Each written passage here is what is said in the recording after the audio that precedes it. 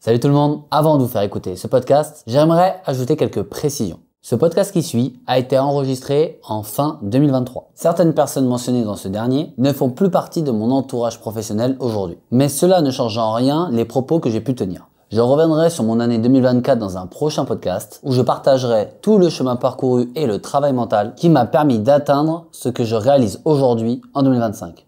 Je te laisse avec cet épisode, bonne écoute.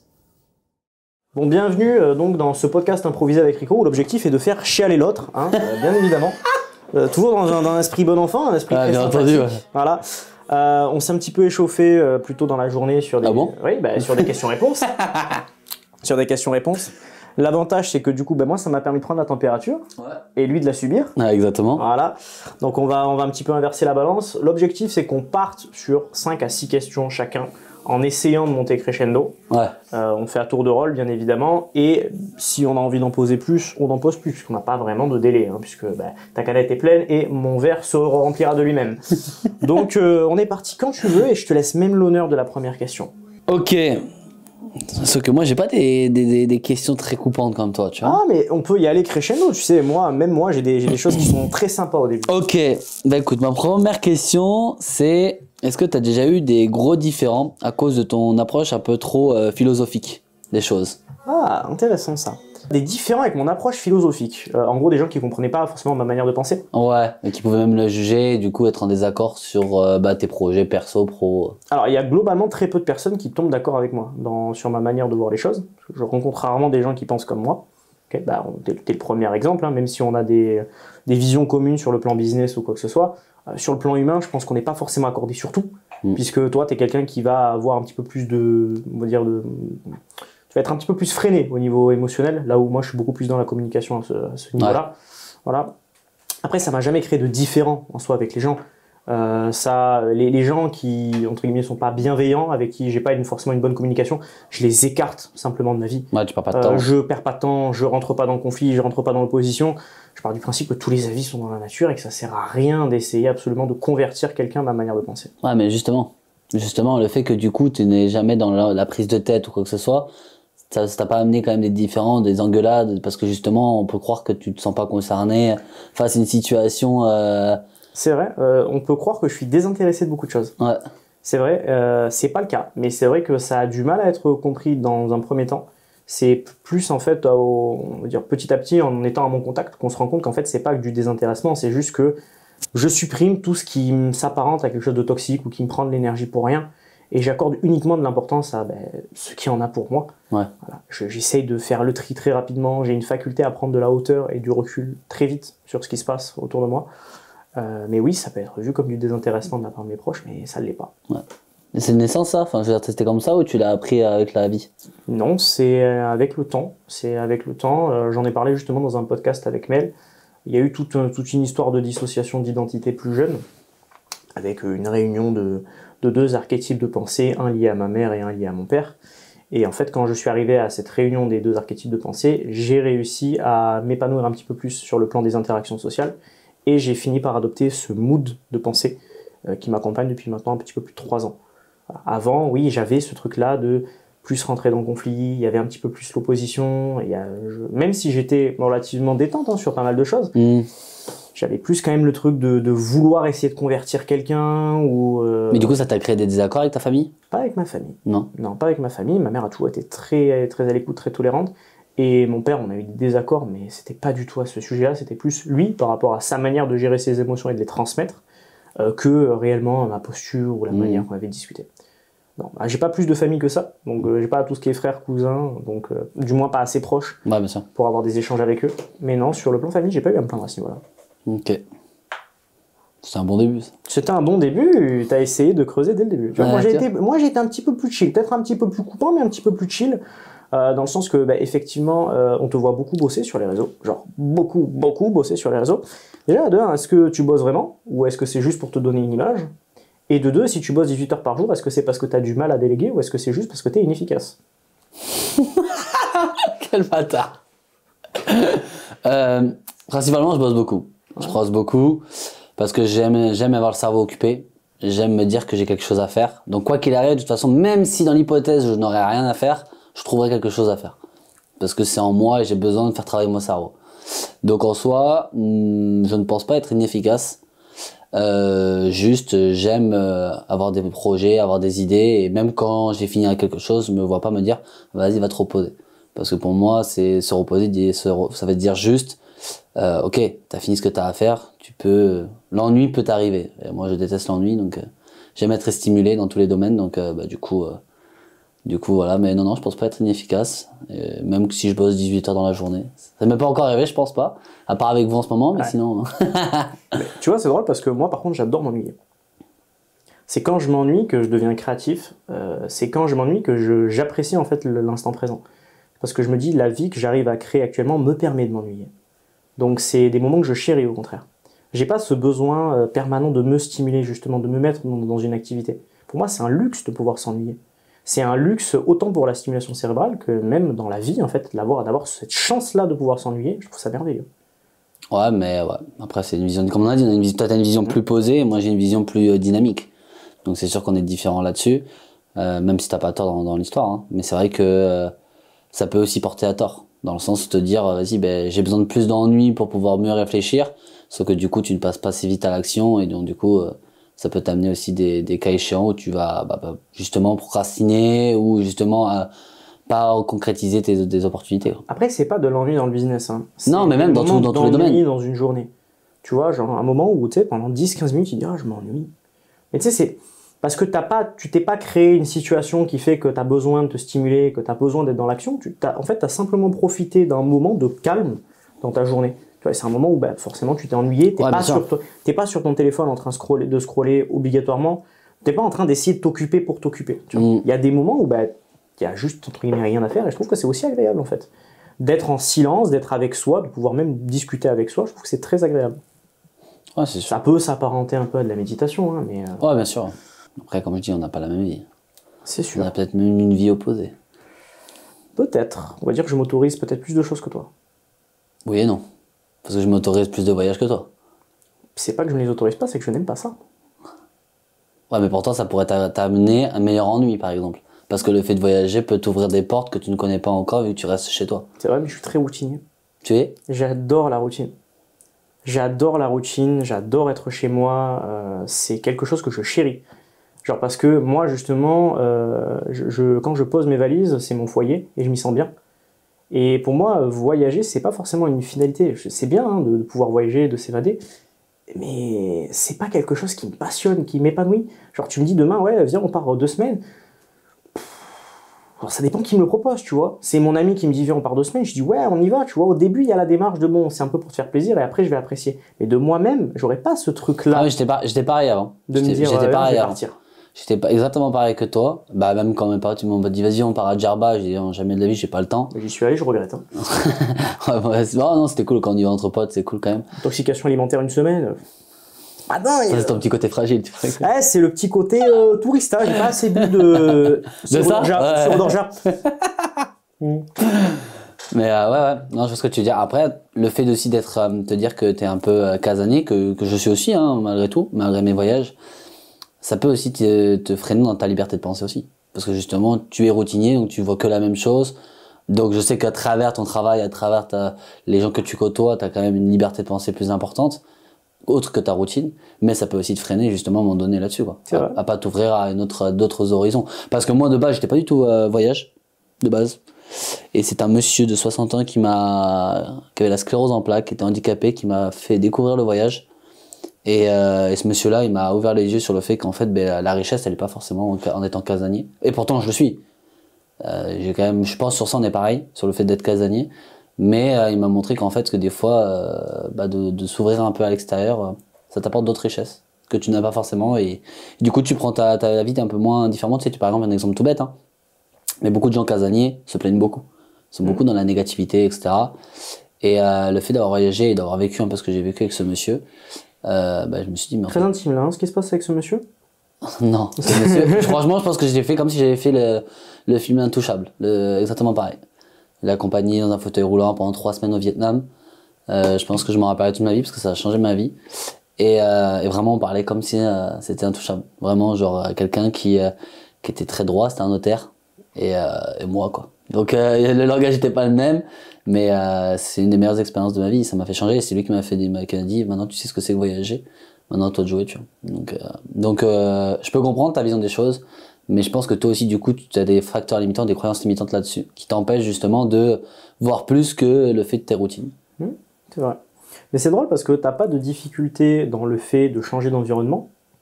Par contre, tu vas avoir des difficultés à toi proposer entre guillemets ce que tu es aux autres. Ouais. À amener ce que tu es aux autres. Moi, j'ai beaucoup plus de facilité à m'ouvrir aux autres. Ouais. Sur le relationnel, et même que ce soit à distance ou que ce soit sur des événements, j'ai pas de difficulté à aller sur un événement, à discuter avec les gens et à m'ouvrir à ces personnes-là réellement, c'est pas en surface. Ouais. C'est quelque chose que toi, par contre, t'as un peu plus de mal à faire. Ouais, mais ça je le cache pas du tout. Parce que de base, je suis pas un grand bavard comme toi, je pense. Je suis pas, j'aime pas dialoguer de base. Parce que je peux avoir l'impression que la discussion va vite tourner en rond. Et aussi, je pense que je suis pas aussi à l'aise que toi avec les mots. C'est-à-dire que je peux être très maladroit. On me l'a souvent reproché et je le sais maintenant. Enfin, je le sais même depuis toujours. Que je suis pas quelqu'un qui est dans la parole mais dans l'action. Donc c'est vrai que je préfère agir plutôt que parler. Et alors que toi, tu maîtrises très bien la langue. Enfin, j'en sais rien. Peut-être je te en parlera avec quelqu'un d'autre. mais, mais du coup, ouais, je pense que tu maîtrises mieux le langage. T'as plus un recul philosophique que moi, et donc du coup tu sais mieux dialoguer et mieux écouter du coup la personne que moi. Même si moi avec le travail j'ai dû l'apprendre, je pense que du coup ça joue aussi, tu vois. Et du coup moi dès que je sens que mon dialogue il va être mal interprété ou je vais pas savoir bien communiquer, je préfère rien dire, tu vois. Ouais, t'as des difficultés dans la manière de t'exprimer, dans le sens que tu souhaites exprimer des choses ou communiquer d'une certaine manière, Ouais. mais comme tu sens que c'est tout simplement, parfois t'as pas les capacités au niveau du dialogue. Ouais, je sens que j'ai trop d'énergie en fait. J'ai tellement d'énergie dans mes mots. Tu sais, pour moi, employer des mots, ça a une signification pure dans le sens où tu dis un mot, bah tu dois t'y tenir, tu vois, genre en mode c'est ta parole. C'est ta parole contre la personne qui est en face. Donc si tu tiens pas tes paroles, dis pas ces mots, tu vois. Donc voilà, donc pour moi c'est pour ça que je préfère pas en dire. Parce que pour moi, c'est important de dire. Si tu dis certaines choses, tu dois être fier et tu dois assumer tes responsabilités de tes mots, tu vois.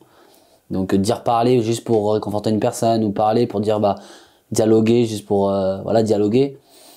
Moi, des fois, je dis, oh non, ça sert à rien pour l'instant.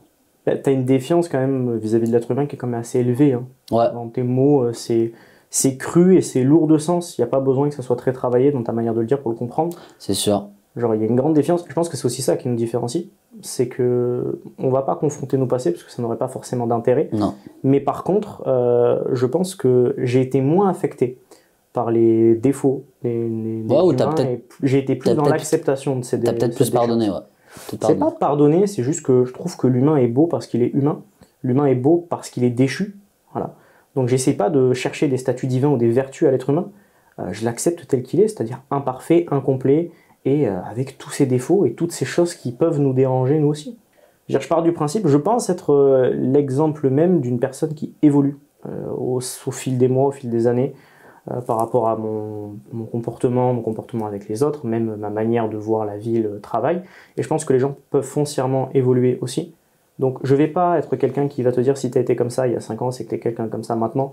Ou si si t'avais un mauvais fond, c'est quelque chose qui va rester. Ouais, j'arrive pas à considérer en fait un humain profondément mauvais. J'arrive à sortir des gens de ma vie parce qu'ils sont toxiques à un moment donné ou parce qu'ils n'ont pas certaines valeurs à un moment donné. Ouais, bien sûr.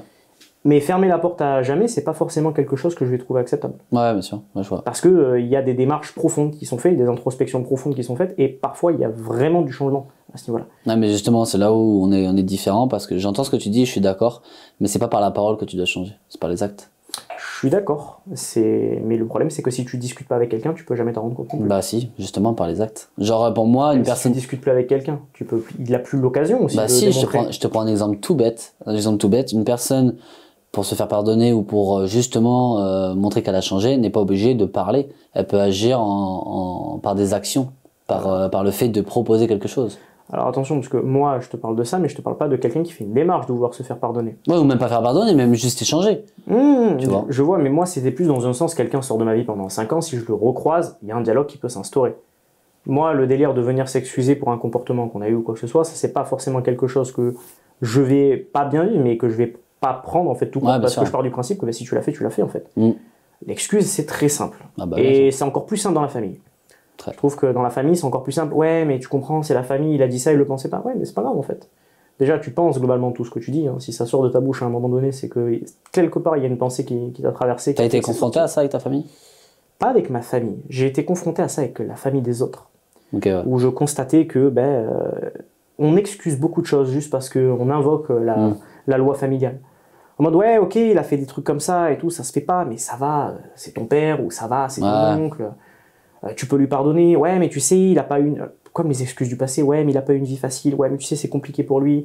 Ouais, mais avec son père aussi, c'était compliqué. Ouais, mais on a tous notre chemin à faire. Bien sûr. C'est pas des excuses, en fait.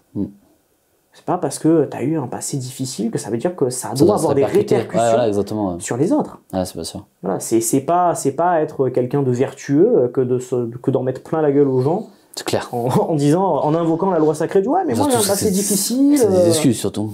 Oui. Et puis c'est beaucoup plus simple. Ouais, c'est clair. Se cacher là-dessus, c'est sûr. Après, il y a un truc aussi qui fait qu'on n'a pas forcément la même vision, c'est que tu le disais toi, tu lis pas. Ouais. C'est pas quelque chose qui te plaît. Et moi, surtout que si je lis, je m'endors. N'importe quel livre d'un bout de 2 lignes. Alors je m'en sers aussi pour dormir, mais c'est vrai que j'aime lire et j'aime écrire aussi. Ouais. J'aime retranscrire ce que je pense et certaines visions à l'écrit. Et je trouve que c'est un excellent exercice et que ça t'aide avec les relations humaines. Justement, c'est intéressant que tu dis ça parce que justement, tu vas extérioriser les choses par l'écriture ou la lecture, alors que moi, je préfère l'extérioriser en dansant, par exemple. Tu vois, par les actes, le mouvement, tu vois. Je danse aussi, je chante, j'ai des manifestations. Tu sais faire ça? Oui, je sais faire. j'ai des manifestations physiques, mais j'extériorise pas en vérité, tu vois. Ouais. J'explore. Mais j'ai pas de moment où j'ai besoin d'extérioriser. C'est plus de l'exploration. J'envoie mon esprit dans un univers, je vais travailler autour de cet univers et ça va me plaire. Mais j'ai pas ce truc-là de, tu sais, comme tu disais tout à l'heure, t'as besoin de crier pour vider, pour peut-être enlever une boule au ventre. C'est pas quelque chose que je rencontre en fait, souvent. Je suis quelqu'un de très calme, je suis très rarement en colère. Mais justement, je pense que là-dessus, on est très opposés. Même si on parlait d'énergie, tu vois, genre, moi je suis plus le feu, toi t'es plus la glace, voire le... Pourtant, si on parle astrologie, on va être sur un signe de feu totalement. Hein. Et je suis quelqu'un qui va beaucoup agir. Je vais être très décisionnaire sur les choses. Pas forcément il va pas forcément y avoir la réflexion, tu vois, avant certains actes. Mais c'est vrai que je suis capable de me canaliser aussi. Ouais. Bah maintenant, moi, je l'ai appris un peu plus, pas autant que toi, mais j'ai dû l'apprendre à mes dépens, mais j'ai dû l'apprendre. Mais ouais, non, c'est sûr, sur ça, on est différents. Hein. On s'est totalement égaré des questions, mais alors terriblement. Parce que du coup, c'était de ton côté ou de mon côté là? Bah moi, je t'avais posé la question et après, tu m'as dit si j'avais des différents. Effectivement, ça doit être à moi ou ça doit être à toi? Peut-être à moi. Peut-être à toi, hein, il me semble. Une question dont on a déjà parlé déjà un petit peu, mais j'aime bien remettre le couteau dans la plaie. T'as bien raison. J'avais écrit en fait tout simplement, est-ce que tu regrettes d'avoir travaillé avec certaines personnes? Si oui, pourquoi? Alors, pas vraiment. C'est pas ce que tu me disais tout à l'heure. C'est pas, parce qu'on parle de regrets. C'est pas des regrets. Je regrette la tournure que peut avoir pris en fait certaines collaborations. Ouais. Les personnes avec qui j'ai collaboré à la source, donc en initial, je regrette pas. Les personnes qui m'ont tendu la main, parce que c'est ce qu'elles ont fait, je regrette pas, parce que ça m'a mis, on va dire, le pied à l'étrier dans beaucoup de domaines. Ce que je vais regretter, c'est un environnement. Ce que je vais regretter, c'est pas les personnes avec qui j'ai collaboré ou les personnes avec qui je vais travailler. Ce que je vais regretter, c'est même pas un regret en fait, c'est plus, tu sais, t'es navré. Genre, je suis navré que le comportement de certaines personnes ait fait que je me sois écarté de certaines collaborations ou de certains endroits. Voilà, parce que globalement, en fait, j'ai été 2 fois dans une situation entre guillemets salariale, parce qu'on peut appeler ça comme ça. Les 2 fois où je suis parti, c'est à cause de ça en fait. C'est à cause de une mauvaise entente avec les gens, parce que pour des mêmes problèmes que toi tu peux rencontrer dans tes interactions, c'est les problèmes d'hypocrisie, les problèmes de les gens te disent pas les choses, ils passent par des intermédiaires, ils font les choses dans le dos, et c'est quelque chose avec lequel j'ai beaucoup de mal. Ouais. Voilà, j'essaie d'être relativement franc, cash. J'essaie aussi, comme je t'ai dit, je suis très ouvert sur la communication et le dialogue. S'il y a quelque chose à me dire, on peut me le dire, normalement il n'y a pas de souci. Je vais pas fermer la porte sur ça. Mais j'ai du mal avec ça. J'ai du mal avec les mesquineries, avec les enfantillages. Bah non, Et c'est normal. donc c'est pas du regret, parce que c'était des projets qui à la base étaient super. Ça a ouvert des portes qui sont cool. Ça m'a fait rencontrer des gens qui étaient hyper sympas. J'ai des regrets sur certaines personnes où j'aurais peut-être pas forcément pensé que ça se serait passé comme ça. Ouais, bien sûr. C'est plus ça. Je peux te retourner la question, mais je vais attendre un petit peu, parce que ça fait partie de mes dernières questions. En attendant, je vais t'en poser une autre. T'as un caractère quand même assez trempé. On peut le dire, t'es franc, t'es très cash, un côté militaire. Et pourtant, tu es en train de développer très clairement une équipe, hein, puisque on est quand même en train de parler d'une team Rico. Il y a beaucoup de projets, on va pas en dire plus, mais il y a beaucoup de projets qui se mettent en place. Comment est-ce que tu gères ça? Parce que tu as un boulot de manager en fait qui se crée pour toi de ton côté. Tu dois manager tes équipes, tu dois le faire d'une certaine manière. Et comment est-ce que ça se passe? C'est quoi les problématiques que tu rencontres à travers ça? La seule problématique que j'ai, mais c'est la plus importante, c'est le relationnel. Parce que j'ai une vision de la vie qui est complètement, je vais pas dire pour moi, je peux pas définir la chose comme la normalité, dans le sens où moi, la normalité n'a rien à voir avec ce que j'apprécie dans la vie. Et donc, dans mon business, pour moi, plus c'est extravagant, plus c'est fou, plus c'est improbable, plus ça me stimule. Et c'est vrai que c'est bizarre à dire, mais je m'entoure des gens qui sont opposés à cette idée inconsciemment. Enfin, inconsciemment, oui et non. D'un premier abord, je le sais pas, mais d'un autre, je le sais parce que justement, je sais que c'est ce qu'il faut pour que moi je ralentisse et que je structure les choses. Donc, je m'entoure de personnes qui vont avoir quand même le tempérament pour me dire, ouais, Rico, tu casses les couilles. Genre, tu vois, t'es trop fonceur, tu vois. Et je fais exprès, justement, d'avoir des personnes qui sont peut-être plus calmes, plus posées, mais qui ont la faculté quand même de pas se déchirer face à moi, qui sont capables vraiment de me parler quand même et de ne pas se faire écraser. Parce que je sais qu'inconsciemment, par mon tempérament, je peux écraser des gens. Je le fais pas exprès. C'est que j'ai tellement d'énergie à revendre. C'est en moi, tu vois, donc du coup, je peux écraser des gens sans m'en rendre compte. Et du coup, le fait de m'entourer d'une équipe qui travaille avec moi au quotidien, mais qui ont une façon soit de communiquer, soit une personnalité complètement différente à la mienne, ça veut pas dire qu'on est en désaccord, ça veut juste dire qu'ils ont une vision de la vie différente, et ça peut m'apporter du coup là où j'ai mes points faibles justement. Donc inconsciemment, je pense que c'est un mal pour un bien, mais c'est quelque chose aussi que je désire, d'avoir des gens qui ont de l'ambition, mais qui n'ont pas la même vision de l'ambition que moi, pour justement que j'arrive à travailler sur ce relationnel qui peut me porter tort de temps en temps, qui m'a porté tort dans le passé, et qui me porte encore tort de temps en temps là, donc voilà. Mais il y a quand même une conscience de ce manque-là de ton côté. De mon côté, j'aimerais que les gens soient comme moi des fois, on va pas se mentir. Très peu, on en parle, moi j'en parle souvent avec mon boxeur, avec mes amis proches qui sont un peu comme moi. Surtout mon boxeur qui est beaucoup comme moi, où on a la rage de vaincre. C'est bête, c'est un peu too much, tu vois, mais l'œil du tigre, vraiment, jamais s'arrêter, revanchard, machin. Mais ça, c'est une minorité. Et puis, la finalité en soi, on se rend compte que même si tu as autant d'énergie, ça t'apportera pas forcément plus. Oui, tu as de l'énergie à revendre, tu en auras peut-être plus que les autres qui, à un moment donné, d'autres vont craquer plus vite que toi. Mais à la finalité, c'est que c'est comme le lièvre et la tortue. Hein. C'est la tortue qui gagne à la fin, donc. Puis il y a ça, et puis quel est réellement l'intérêt de s'entourer de gens qui sont exactement comme nous? T'évolues pas. Ouais, c'est ça. T'évolues pas. Ah ouais, non, t'évolues pas.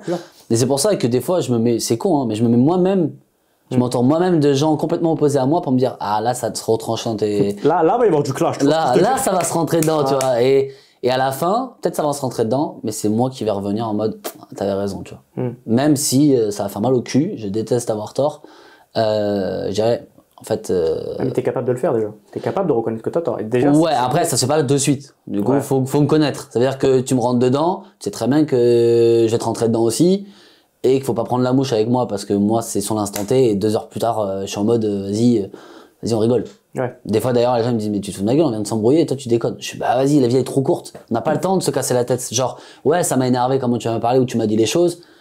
Vas-y, on n'a qu'une vie, tu vois, genre ça se trouve, on sait pas ce qui peut nous arriver demain, donc vaut mieux qu'on passe la paix, on passe à autre chose. Et puis voilà, tu vois. Et moi, j'ai compris ce que tu m'as dit, j'ai entendu, je prends note et j'essaie de trouver des améliorations, tu vois. Donc c'est plus comme ça, quoi. Ok. Est-ce que tu expédies un petit peu ce genre de conflits, justement pour pas les vivre? Pas encore. Encore? Pas encore. Pas encore parce que je sais pas encore comment les gérer. Je m'en rends pas compte. En fait, c'est les gens autour de moi qui me disent, ouais, Rico, fais gaffe, là, t'abuses. Moi, je m'en rends pas encore compte parce que pour moi, c'est bête ce que je vais dire, mais je vis avec double culture. Et la culture américaine apprécie énormément cette personnalité-là. C'est de one cash. Tu dis comme ça. Moi, c'est bête, mais une anecdote toute bête, vraiment toute bête. Les coachs sont capables de dire aux joueurs, ah, vas-y, ferme ta gueule et pousse, tu vois. C'est bête à dire, mais moi, c'est comme ça qu'on m'a appris quand j'étais jeune. C'est vas-y, arrête de te plaindre, vas-y, fonce, vas-y, ferme ta gueule, vas-y, tu vois. Pardon des mots. Mais c'est comme ça. Et aux États-Unis, ils adorent ça. Ils adorent ce trash talk, ce côté, c'est clash, c'est cash, tu vois. Tu passes pas par machin. Bien sûr que ça arrive. De toute façon, on le voit, hein, les trucs de mindset motivation, des trucs comme ça. Voilà, la plupart, c'est les ricains. Ils ont une façon de parler, et puis les motivational speakers, ça vient d'eux. Hein. Et voilà. Donc, c'est dur de se dire que dans un autre endroit, on adore ta personnalité comme ça, et dans un autre, on te le réprimande, justement. Donc, pour l'instant, c'est pour ça que j'ai du mal à dire, Rico, fais gaffe, quand tu parles, tu ne peux pas le parler comme ça avec tout le monde. Bon, je l'apprends au fur et à mesure parce que mes clients sont différents, les personnes avec qui je travaille sont pas opposées, mais différentes de moi aussi. Donc j'apprends, mais je suis obligé d'abord de faire encore les erreurs là-dessus. Je pense que de toute façon, sur le long terme, par rapport à ce que tu vas proposer, les gens viendront te chercher pour ça, ou ne viendront pas du tout. Ah oui, complètement. Et je pense qu'à terme, c'est ce qu'il faut, parce que même ça t'oblige d'adapter ton comportement en fonction des gens avec qui tu as des interactions. C'est pas viable sur le long terme, ça t'aide pas non plus sur le plan relationnel, et tu vis pas les échanges de la bonne manière en fait. Parce que tu vis en frustration permanente. En contrôle. Dans le contrôle, tout le temps dans le contrôle. T'es pas dans un échange en fait. Je peux pas. Tu contrôles. Je peux pas parce qu'il y aura trop de différences, trop d'écart. Et pas trop d'écart intellectuel, pas du tout, hein, mais trop d'indifférence sociale, tu vois, dans la communication, etc. Et malheureusement, et c'est l'une des raisons du fait que c'est que je veux partir aux États-Unis, hein, parce que je me sens pas forcément mieux dans les villes, mais mieux dans l'interaction sociale. En mode, bon, peut-être que je comprends pas tout l'anglais aussi quand il parle, c'est peut-être ça aussi, mais quand il parle vite, mais ça a l'air de bien se passer. Mais il t'a insulté, ouais, mais il l'a fait avec un sourire. Avec quelque chose, tu vois, il voulait me faire un câlin à la fin. Ouais, c'est ça, il y avait un dialecte, il y avait un truc. Mais ouais, non, je pense que c'est ça qui joue. Après, ça veut pas dire que voilà, je réprimande, comme je dis à chaque fois, les Français, hein, mais c'est vrai que sur le dialogue, la communication, je n'ai pas un dialogue. C'est bizarre, ça schématise beaucoup, ça. Mais c'est vrai que ouais, je n'ai pas le schéma d'un dialogue français, tu vois. Ouais, je vois ce que tu veux dire. Voilà. C'est à toi. C'est à moi. Toi de poser une question, dis donc. Petit teaser.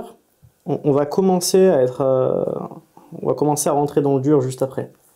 Donc tu peux commencer à rentrer si tu as besoin. Ok. Comme tu dis, tu as une façon de discuter, d'échanger assez facilement, etc. Mais du coup, question un peu plus précise et plus indiscrète, est-ce que tu as eu beaucoup de relations amoureuses? Et ces relations amoureuses, est-ce que tu avais le même dialogue que là tu es en train de me dire, ou au contraire ça t'a porté du tort, comme je t'ai dit tout à l'heure, sur le fait que justement, si tu as eu beaucoup de relations, ça prouve aussi que l'échange n'est pas forcément une réussite? Alors, j'ai eu beaucoup de relations tout court. J'ai eu, on va dire, peut-être une dizaine de relations sur le plan amoureuse, entre 7 et 10 à peu près, hein, j'ai pas le chiffre exact. Ça n'a jamais été de relations très très longues. Parce que jusqu'à justement, on va dire il y a 2 ans où j'ai eu un vrai déclic avec une personne avec qui ça s'est très très mal terminé, où en fait je me suis rendu compte que pendant toutes ces années j'étais pas forcément dans un bon mood, c'est-à-dire que je ne me mettais pas avec les gens pour des bonnes raisons. Il y avait une volonté de m'améliorer dans le relationnel homme-femme, ça c'est clair et net, au niveau des échanges. Ouais. Il y avait aussi une dépendance affective qui était claire, qui était marquée, qui était ancrée, dont il a fallu que je m'émancipe, mais ce qui fait que j'ai passé effectivement beaucoup de temps on va dire à jongler entre les relations sans jamais réellement vivre une relation pleinement en étant 100% moi-même, comme je peux l'être maintenant. Ouais. Suite à la relation d'il y a 2 ans, j'ai fait un gros point sur ça, ce qui fait que j'ai clairement été seul sur ce plan-là pendant 1 an et demi, 2 ans. Ça commence parce que j'ai rencontré quelqu'un qui fait que je peux être moi-même, mais c'est ce qui a fait que j'ai pas du tout la même posture maintenant que celle que j'avais avant.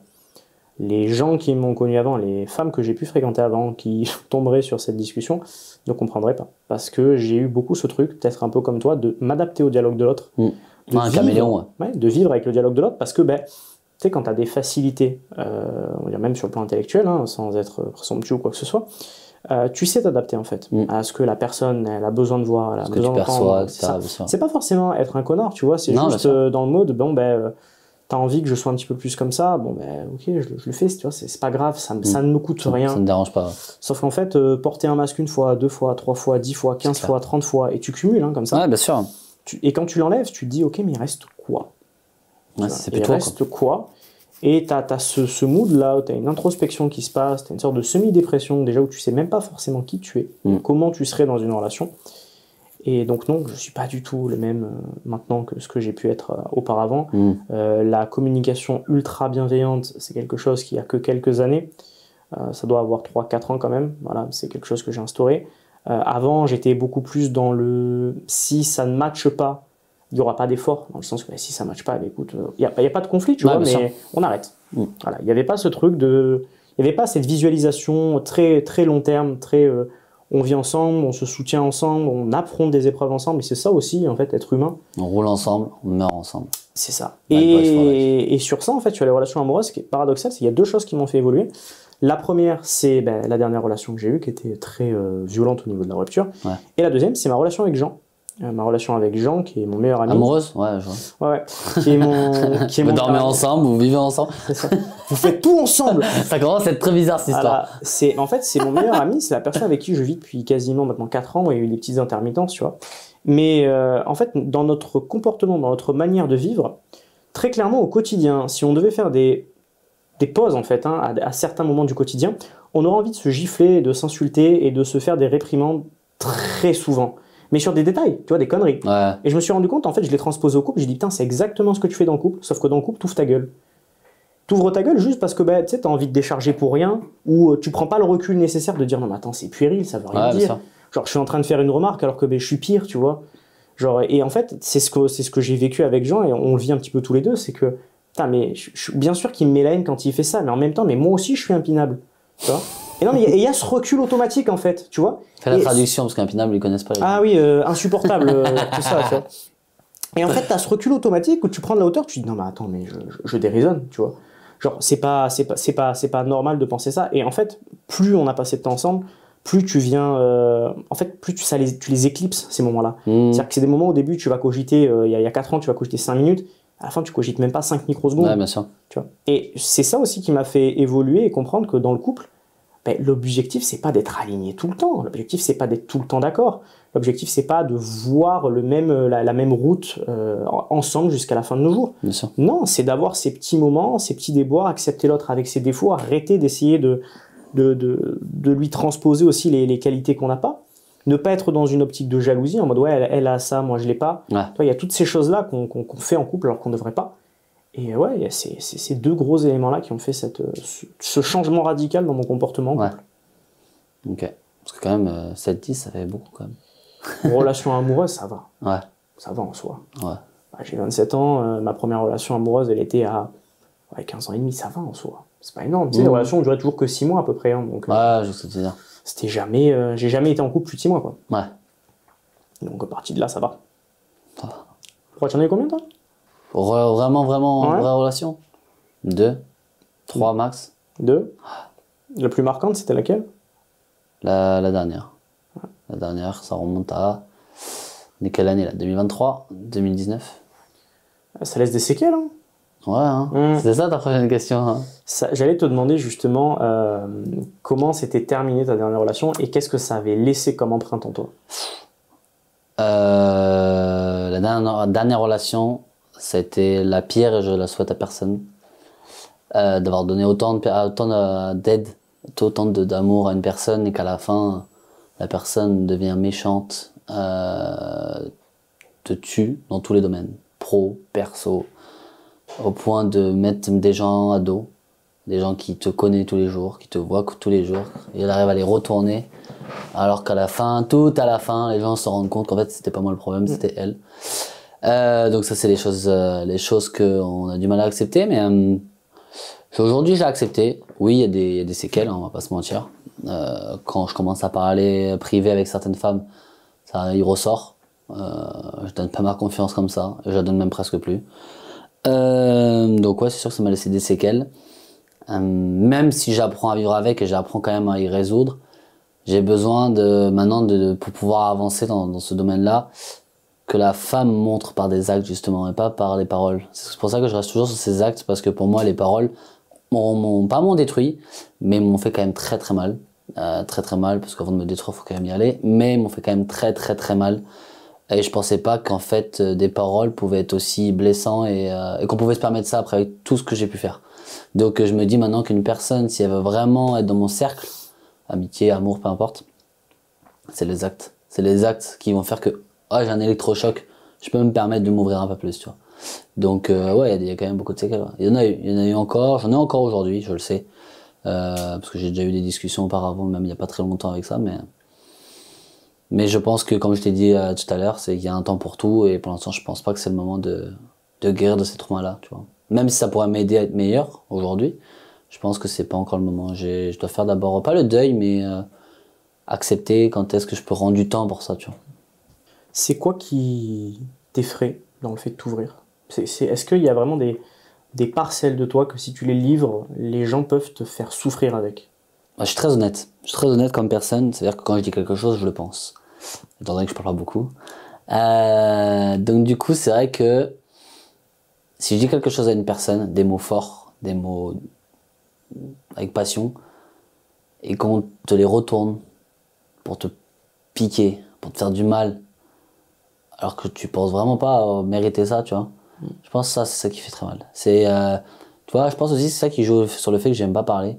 Parce que si tu parles, c'est-à-dire que tu laisses la porte à que tes mots, on te les utilise à mauvais escient et que justement on te fasse passer pour une mauvaise personne, tu vois. Et moi je déteste qu'on pense que je suis une mauvaise personne, ça se trouve je le suis, hein. Mais en tout cas quand je dis des choses, c'est jamais pour tuer la personne ou la rabaisser ou mais de toute façon ça serait trop bête parce que vu mon métier, ça veut dire que je serais pas du tout en rapport avec ça. Donc c'est vrai que je pense que c'est ça que j'ai du mal à m'ouvrir, c'est le fait de dire ok, si je dis des choses c'est que c'est sincère, mais ça veut dire que cette personne peut les utiliser. C'est-à-dire que les choses que je dis à personne, si elle le sait elle, bah ça veut dire que justement un jour s'il y a un pet au casque ou une instabilité, bah, qu'est-ce qu'elle fait? Elle peut l'utiliser et détruire tout ce que j'ai construit du jour au lendemain. Parce que des paroles, ça peut l'effet mouton. Hein, du coup, ça peut arriver que du coup, bah, ça prenne des proportions improbables, quoi. Ok. Écoute, j'ai éclipsé ta question en enchaînant sur la deuxième. Qu'est-ce que tu as d'autre comme question à me poser? Comme je t'ai dit au début, il n'y a pas beaucoup de questions. Hein. Sur quel domaine on n'a pas, parce qu'on a parlé beaucoup émotions, sentimentales. C'est pas forcément sur quel domaine tu as envie de m'amener. Enfin, c'est pas sur quel domaine on n'est pas allé, c'est plutôt sur qu'est-ce qui t'intéresse en réalité. Bah, tu sais, moi, à part le sport. Ah, c'est vrai, si, tu en avais parlé tout à l'heure, tu disais que t'aimais pas le foot, mais est-ce que t'aimais vraiment une discipline? Parce que là, on te voit, tu sais, t'as été coach, ça t'a un peu dégoûté. Donc, est-ce que réellement, de base, t'étais un sportif passionné ou qu'est-ce qui s'est passé pour justement te dire jour au lendemain, bah vas-y, j'arrête d'être coach, ça me plus passionne moins, j'ai pas envie d'aider les gens et pourtant maintenant aujourd'hui, t'aides les gens mais d'une autre façon. Alors, il n'y a jamais eu le déclic de j'ai plus envie d'aider les gens. Ça, c'est la première chose. J'ai arrêté mon métier de coach parce que j'ai été invité à travailler dans une société qui, en soi, proposait aussi du coaching, mais d'une autre manière. Ouais.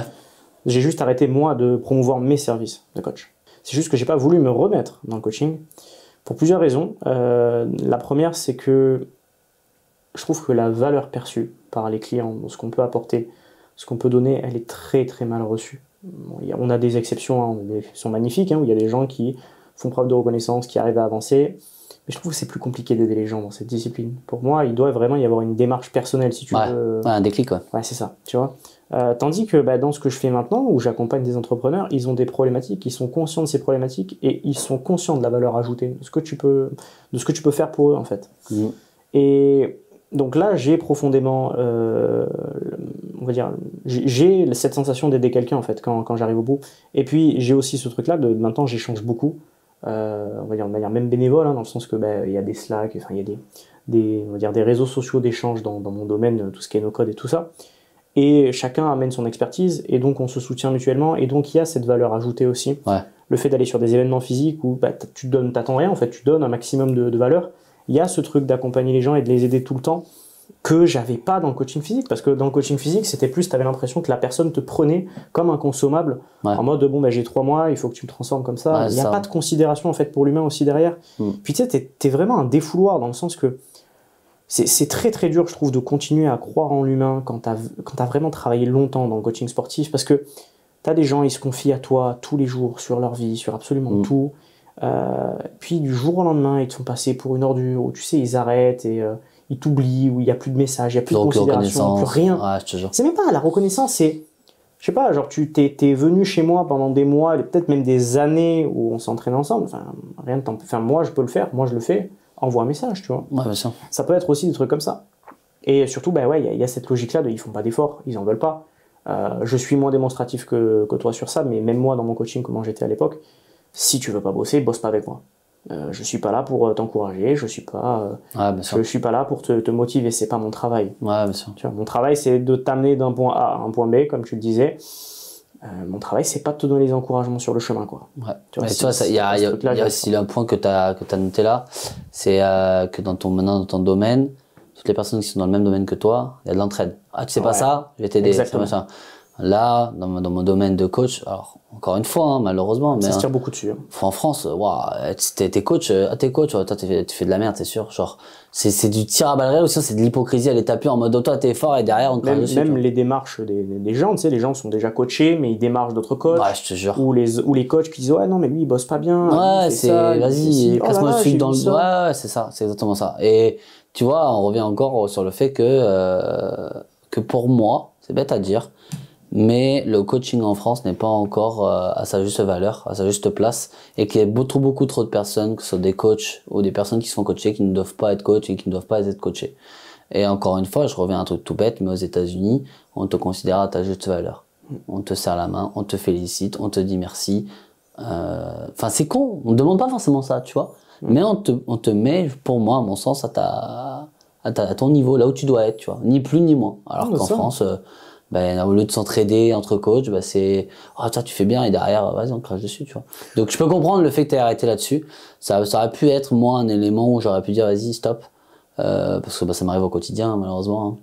Donc c'est comme ça, mais c'est la vie. Mais ouais, je comprends vis-à-vis de ça, ouais, c'est logique. C'est pas vraiment arrêté, c'est ça m'a pas donné envie de reprendre en fait. Ouais, c'est surtout ça. Ouais, je comprends. En mode je sais ce que à quoi bon à quoi bon en fait, c'est ça, je vais tourner en rond. Ouais, ça va jamais bouger, ça va pas évoluer comme je veux.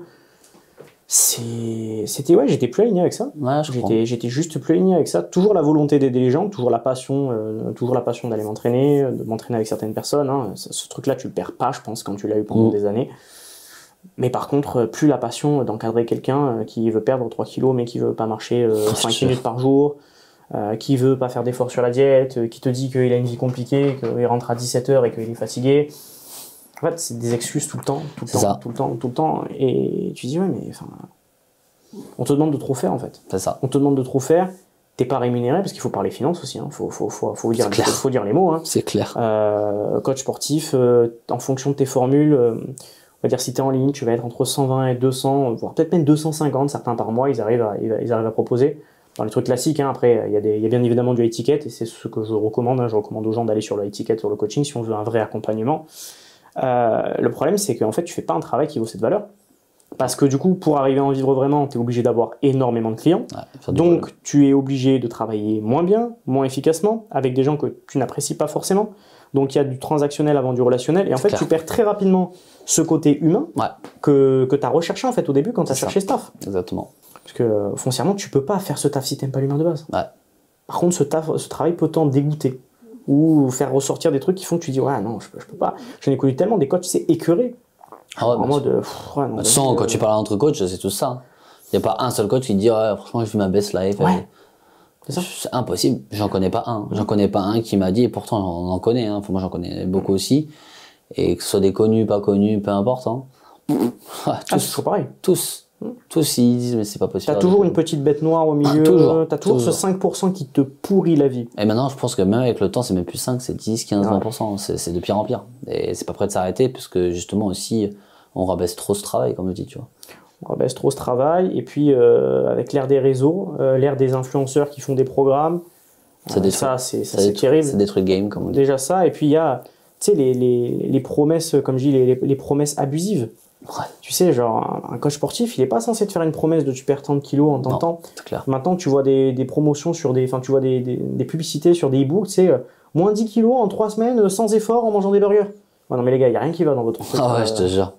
Non, mais regardez, on a des résultats. Tu sais, c'est comme les coachs business qui te disent, ouais, on a réussi, sur nos clients, ils ont fait x15. Ouais, il y a un client sur tes 1000 clients qui a fait x15. Ouais. Et puis les autres, ils ont juste payé 15 fois. C'est clair. Voilà, ça s'arrête là en fait. Hein. Mais c'est un petit peu ça qu'on retrouve partout. Hein. Ouais. Voilà. C'est aussi pour ça que tiens, une très bonne question. Tu te fais accompagner actuellement. Ouais. On va parler sans de bois. Tu te fais accompagner par Coleman Publishing, c'est ce que je t'ai recommandé. Ouais. Tu étais accompagné avant. Ouais. Qu'est-ce qui a fait que tu as changé ou que tu as arrêté? En vrai, la première raison du fait que j'ai arrêté, c'est les impôts. C'est la vérité. C'est vraiment les impôts, parce que j'ai eu des surprises avec les impôts français et qui n'étaient pas prévues. Malheureusement, parce que mon expert comptable avait fait de la merde, pour être hyper clair. Donc ça m'a freiné sur le fait de continuer. Et aussi juste parce que je pense qu'on est arrivé à un niveau où il m'a amené très vite, très haut, à ma juste valeur bien sûr, hein, à mon niveau, à mon échelle. Et que je pense qu'il était temps que lui aussi arrivait à une barrière limitante pour me faire progresser.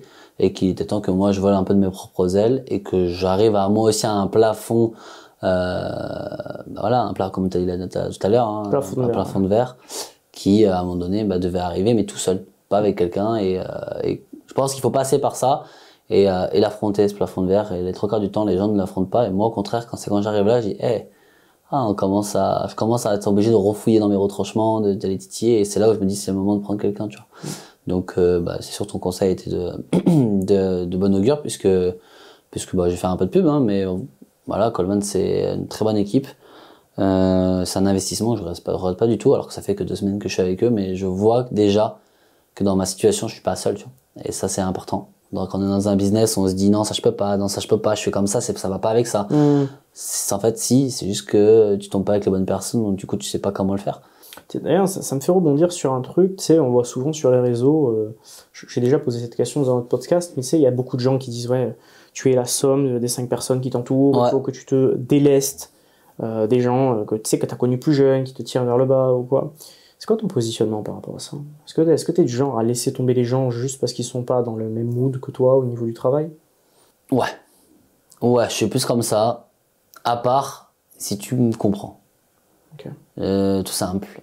Si je vois que en fait la personne me pose jamais de questions, ne s'intéresse pas à ce que je fais, s'intéresse pas à la personne que je suis, qu'elle va pas creuser comme aujourd'hui on est en train de creuser.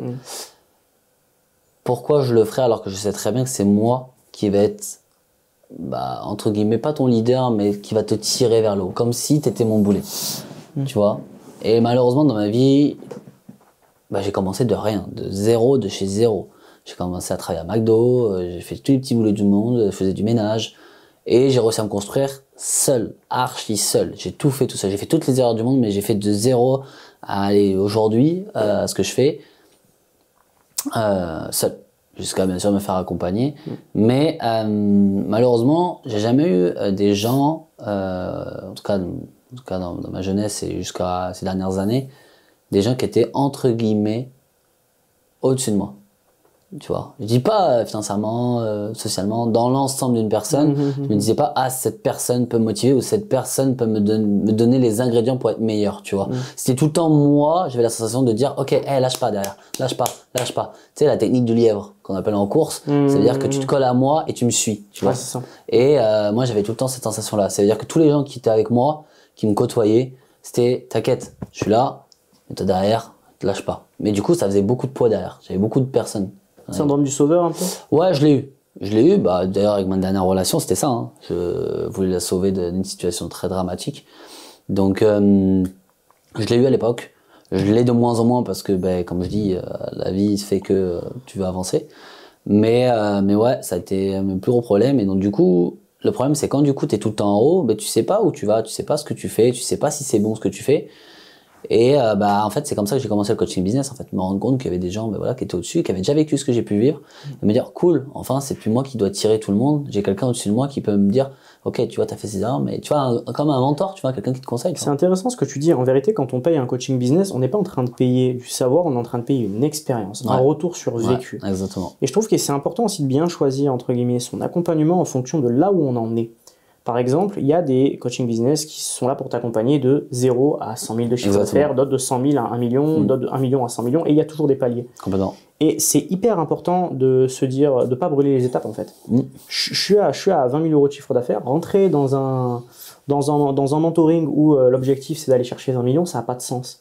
Et les gens ils oublient ce nivelage. Parce qu'on rencontre tous des problématiques, même s'il y a des similitudes, il y a des ressemblances. Chaque, on va dire, palier à différents leviers de croissance sur lesquels il faut jouer. Et c'est pour ça que c'est important de s'entourer de gens qui vivent au quotidien les mêmes problématiques que nous et de s'entourer de gens qui ont vécu et qui ont traité ces problématiques similaires. Complètement. C'est exactement dans le coaching, même quand tu coaches des personnes pour une transformation physique. Bien sûr. Si déjà tu n'échanges pas avec ton coach et qu'il n'y a pas un minimum d'interaction où tu te vois avec lui, si tu ne te vois pas avec lui, prends pas cette personne. Si tu vois pas que ses propos sont en corrélation avec ta vie ou ce que tu vas aller chercher, te mets pas avec ce coach, tu vois. Beaucoup de gens se mettent avec un coach par son identité, ou sa valeur qu'il va transmettre sur les réseaux, par exemple. Alors que ça va strictement rien dire. On connaît plein de coachs qui sont très connus et pourtant c'est des vrais, et à côté des personnes qui ont très peu de visibilité et pourtant c'est des génies, tu vois. Par contre, tu vois, il y a un truc sur lequel je rejoins, c'est que le coaching, c'est très souvent, j'ai entendu dire ouais, mais c'est pas parce que tu as un physique que tu es pédagogue. Alors c'est vrai. Alors ça c'est vrai, mais par contre pour moi tu dois pratiquer. Ah bien sûr. Pour moi c'est ton image. C'est mais c'est même pas juste ton image, c'est que l'expérience du terrain prévaut sur tout le savoir que tu vas pouvoir trouver dans les livres. Complètement. C'est pas comparable. C'est ce qui va faire la différence entre un prof d'économie et quelqu'un qui a réussi à faire une levée de fonds. C'est le jour et la nuit. Tu vois ? Et pour moi, c'est ça, en fait, le truc qu'il y a. Et j'en vois, ouais, ok, sur le plan théorique, vous connaissez toutes les méta-analyses par cœur, vous êtes super calé, vous connaissez toutes les études, vous avez tout trié, classé, répertorié, c'est génial, hein. Mais sur le terrain, ça vaut quoi? Ouais, c'est ça. Et les gens, ils oublient ça aussi. Complètement. Ok, c'est super bien d'avoir des sources, de pouvoir sourcer tout ce qu'on raconte, mais est-ce que tu l'appliques, en fait? C'est ça. C'est ça. Non, complètement. Est-ce que tu l'appliques? Est-ce que tu peux vérifier ça? Est-ce que de ton côté, tu as fait ton propre terrain, en fait? Tu as ton propre retour sur expérience. Et ce qu'on vient payer chez les gens, c'est ça. C'est ce retour sur expérience. Complètement. Je suis d'accord. Voilà. On a abordé pas mal de points. Il me semble qu'il me reste une petite question pour toi. J'avais en fait une question pour toi où je vais très clairement rentrer au fin fond comme je l'ai fait tout à l'heure. Je vais te demander un petit peu quel est le lien familial qui était le plus important pour toi ou qui est le plus important pour toi. Très bonne question. Très bonne question parce que chaque lien que j'ai avec une personne de ma famille est différente. Donc compliqué. Je vais te dire, je pourrais même pas, je peux pas dire il y a une personne plus que d'autres parce que ça dépend du domaine d'échange. Okay, si on devait dire qu'il y a une de ces personnes dans ton entourage familial que tu souhaiterais avoir à tes côtés, genre dans toutes tes aventures, qui ça serait? C'est bizarre à dire, mais personne. Parce qu'ils ont tous une faiblesse qui, du coup, me bloquerait à un moment donné et qui m'empêcherait encore de progresser. C'est quoi que tu appelles une faiblesse? Une faiblesse, ça veut dire des facteurs limitants, des croyances limitantes, des barrières limitantes que je serais encore obligé de leur prouver qu'il ne faut pas l'avoir. Tu vois, c'est...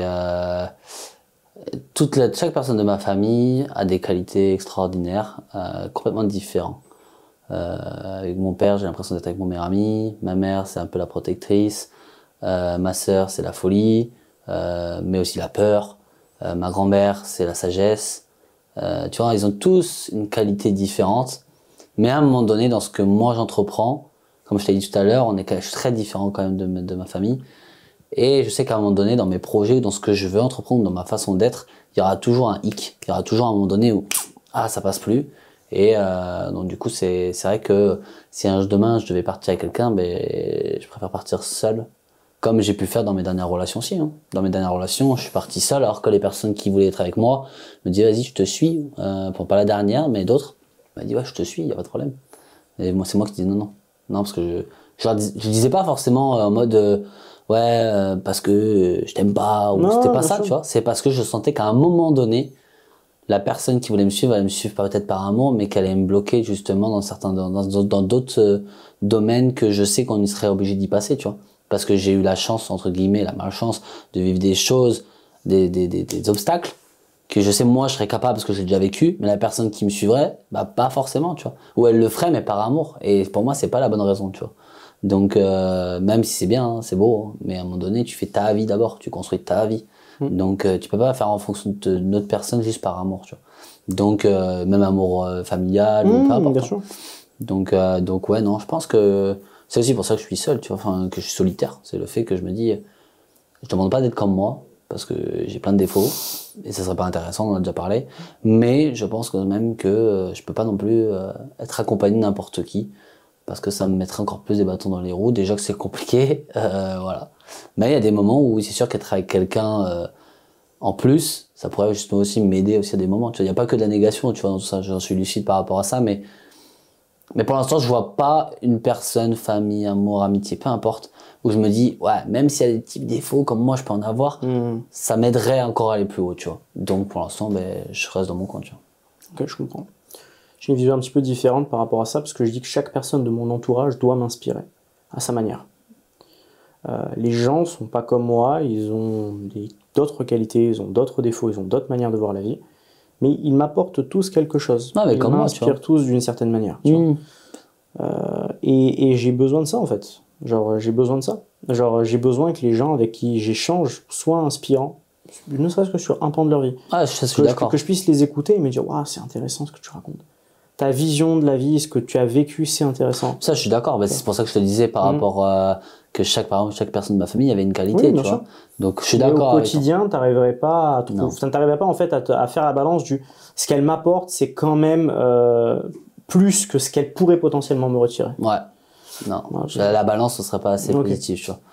Mais après, par rapport à ça, non, c'est sûr que oui, chaque personne de ma famille, genre, leur qualité, leur façon de se comporter ou quoi que ce soit, c'est très bien, tu vois. C'est très très bien.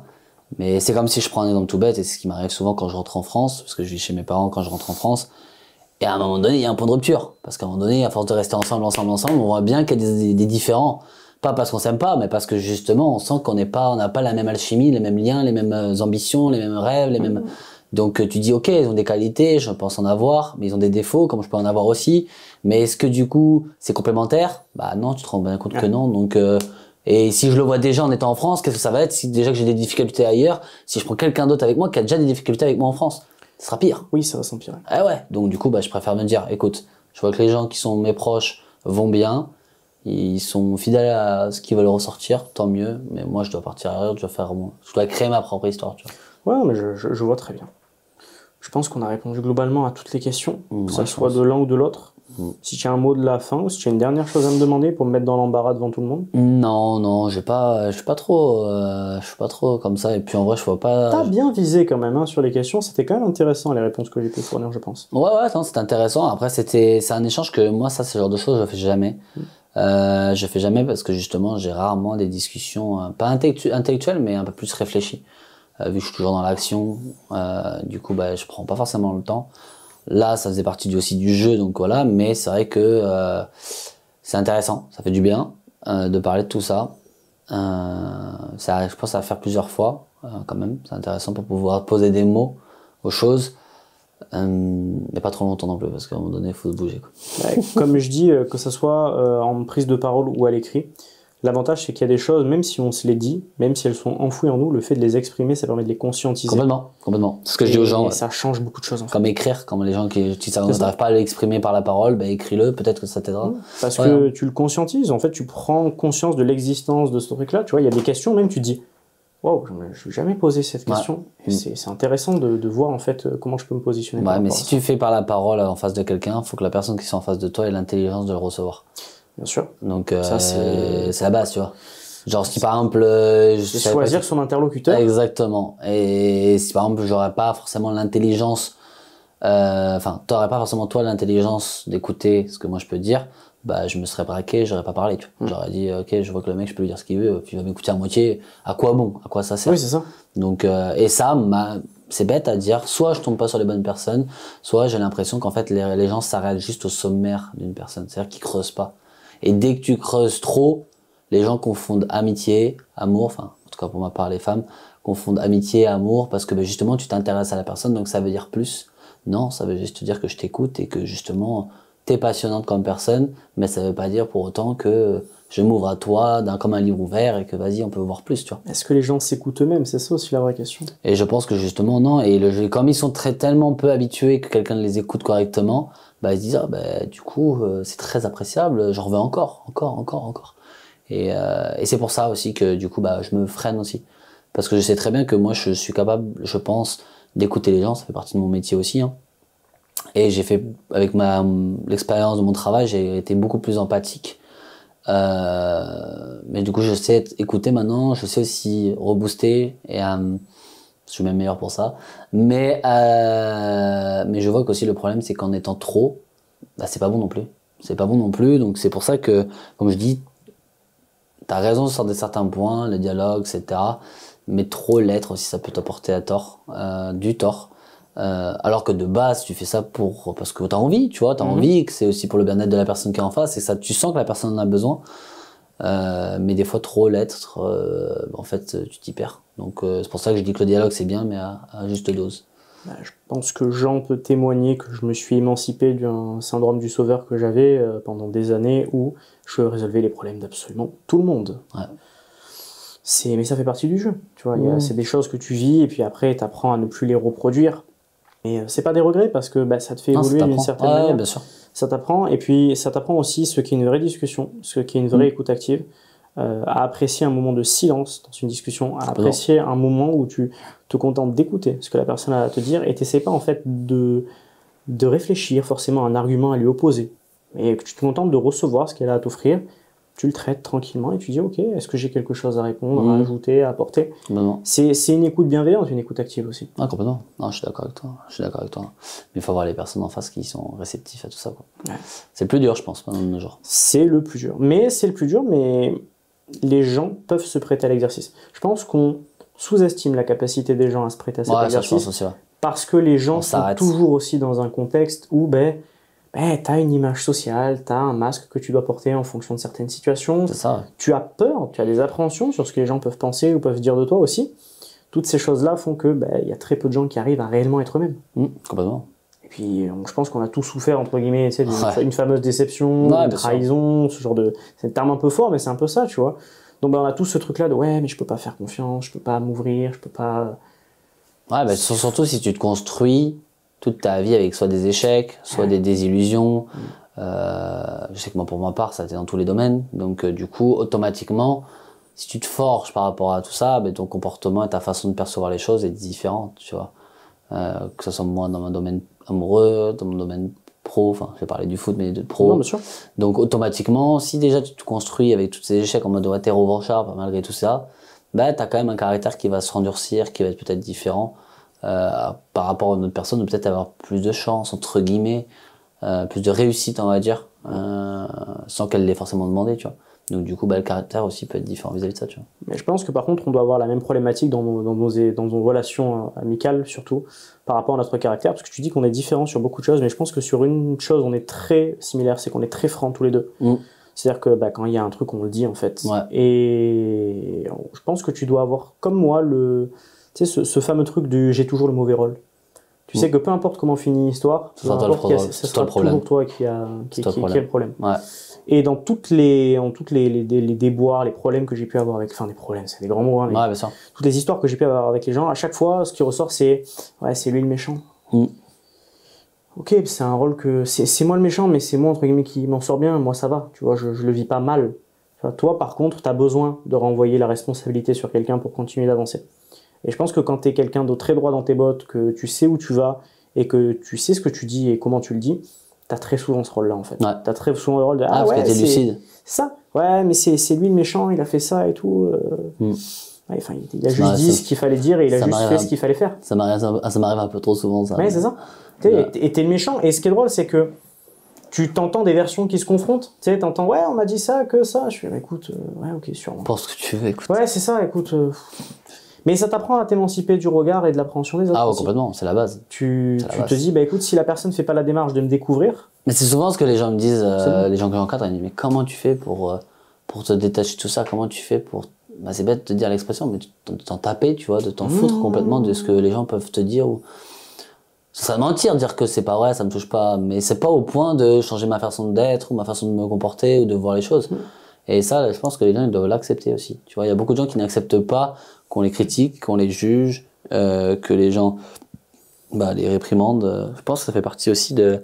Comme je dis toujours, tu sais, on peut parler de toi, le plus important c'est qu'on parle de toi, que ce soit en positif ou négatif, à la fin on parle de toi, et tu sais pas ce qui peut t'arriver, parce qu'une personne va peut-être dire quelque chose de négatif, que l'autre personne va peut-être comprendre positivement, parce qu'elle l'aura dit d'une certaine façon, et donc du coup, ça se trouve, cette personne après viendra te parler, et tu verras qu'en fait, le fautif c'était pas toi, c'était la personne qui était négative en fait. c'est ça. Et moi, ce que j'ai beaucoup par rapport à cette sensation-là, c'est que ce que je dis tout le temps, et ce qui m'aide à m'émanciper un petit peu de ce truc de, tu sais, les gens parlent sur toi, c'est que je me dis, les gens ne sont pas méchants, foncièrement. Je pense pas qu'il y ait vraiment des gens méchants. Bon, il y a certainement des cas, bien sûr. Les trucs, tu vois, en série, tout ça, bon, ça c'est autre chose, tu vois. Mais voilà, parce qu'on on clarifie quand même. Mais je pense que foncièrement, les gens sont plus égoïstes que ce qu'ils ne sont méchants. Ouais, c'est ça. Et je pense que, en fait, quand quelqu'un dit quelque chose, il le dit pour lui. Quand quelqu'un fait quelque chose, il le fait pour lui.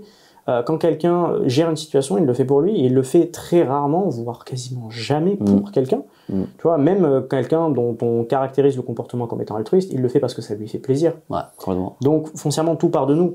Tu vois, donc je me dis, foncièrement, si quelqu'un parle sur moi ou si quelqu'un a quelque chose contre moi, c'est parce que ça lui fait du bien à lui d'extérioriser ça comme ça et de gérer ça comme ça. Si lui, il fonctionne comme ça, écoute, tant mieux. Ouais, bien sûr. Moi, ça m'affecte moins en me disant que la personne, elle n'est pas méchante. Elle a ses failles et elle gère à sa manière. Ouais, elle fait son deuil de quelque chose à sa manière, elle gère l'échange à sa manière, elle gère la finalité d'une relation à sa manière. Je pense que c'est une démarche qu'il faut intégrer pour, quand on est dans ce genre de situation, pour nos deux rôles et nos deux comportements, nos deux caractères, parce que ça aide en fait de se dire que les gens en fait sont pas méchants. Non. Parce que la plupart du temps, ils sont pas méchants. Non. Tu vois, c'est ça le truc. Parce souvent, que je pense qu'ils sont pas méchants, mais ils sont juste tristes déjà de base. Ouais, c'est ça. Ouais. Voilà. On finit sur sur un truc bien tapé là. Voilà, on est bien dedans là. Bien philosophique le truc. C'est parfait. Ouais. Non, mais en tout cas, merci, c'est gentil. Ça fait du bien d'échanger, ça fait du bien de parler d'autre chose que des fois le sport. Le sport, que le business. Exactement. C'est une vision différente, mais ça permet d'avancer, donc non, c'est cool. Est-ce que tu as un petit mot à adresser aux gens qui t'écoutent? Non, en tout cas, j'espère en tout cas que ça vous a plu, que l'échange qu'on a pu avoir aujourd'hui, qui a rien à voir un peu avec le sport en soi, même si on en parle un petit peu, sur le coaching, etc., qu'on n'est pas que des robots qui travaillent, qu'on a une âme aussi, même si beaucoup de gens pensent que j'en ai pas, et que justement, que si vous creusez un peu plus et que vous pensez pas à votre petit nombril, des fois, si vous creusez, vous verrez que l'échange peut être constructif et intéressant pour évoluer chacun de notre côté, quoi. Voilà. Mais moi, je dirais que soyez courageux et osez aller vers les autres. Ouais. Voilà. C'est pas facile, surtout quand on peut paraître froid des premiers abords, parce que je sais qu'on me le dit souvent aussi. Mais comme il dit, c'est oser, n'ayez pas peur du jugement, n'ayez pas peur de tout ce qui vous entoure, parce que la peur c'est le pire des défauts, je pense, c'est d'avoir peur de faire quelque chose, et ça peut vous gâcher votre vie, et toute votre vie, donc arrêtez d'avoir peur, c'est une croyance limitante encore une fois. Écoute, super. Ouais. Ravi de cet échange. De toute façon, on va enchaîner dès demain avec de nouveaux échanges, bien évidemment, même s'il y aura un petit temps qui va s'écouler. Et écoute, au plaisir que tu puisses recevoir d'autres personnes, et que tu puisses avoir ce genre d'échange avec d'autres personnes, parce que c'est intéressant aussi de te voir dans ce domaine, puisqu'on découvre une nouvelle facette de ta personnalité. Ouais. Et je pense que ça va parler à beaucoup de gens, et qu'on n'est plus juste dans le Ça va coach. les surprendre, surtout. Oui, mais est-ce qu'on ne remettrait pas l'humain au centre de tout ça? Parce que finalement, c'est ce qu'on fait. Bien sûr. On travaille avec de l'humain, donc c'est important de le remettre au centre de l'intérêt. C'est ça. Bon, écoute, merci beaucoup. Ouais, toi aussi. Et excellente soirée ou excellente journée à ceux qui nous ont écoutés. Exactement, merci encore.